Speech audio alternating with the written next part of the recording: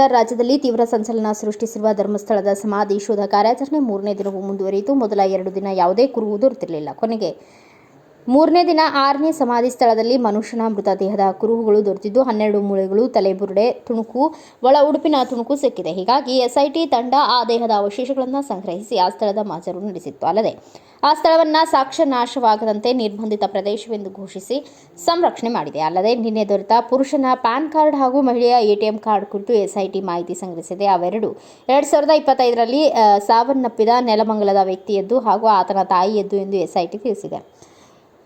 SIT ತನಿಖಾ ತಂಡ ಹಾಗೂ ವಿಧಿವಿಜ್ಞಾನ ತಜ್ಞರ ಪ್ರಕಾರ ಇಂದು ದೊರೆತ ಮೂಳೆಗಳು ಪುರುಷನ ಎಲುಬು ಎಂದು ಶಂಕಿಸಲಾಗಿದೆ. ಇದೇ ವೇಳೆ ಅನಾಮಿಕ ವ್ಯಕ್ತಿ ವಿರುದ್ಧ ಧರ್ಮಸ್ಥಳ ಗ್ರಾಮ ಪಂಚಾಯಿತಿ ಮಾಜಿ ಅಧ್ಯಕ್ಷ ಕೇಶವಗೌಡ ಕಿರಿಕಾಡಿದ್ದು, ಆತ ಹೆಣದ ಮೇಲಿನ ಚಿನ್ನ ಹಾಗೂ ಹಣ ಕದಿಯುತ್ತಿದ್ದ. ಆತನನ್ನು ನಾವೇ ಕೆಲಸದಿಂದ ತೆಗೆದುಹಾಕಿದ್ದೇವೆ. ಆತ ನಟೋರಿಯಸ್. ಅವನ ಹಿಂದೆ ಯಾರಿದ್ದಾರೆ ಎಂಬುದು ನನಗೆ ಗೊತ್ತಿದೆ ಎಂದು ಗುಡುಗಿದ್ದಾರೆ.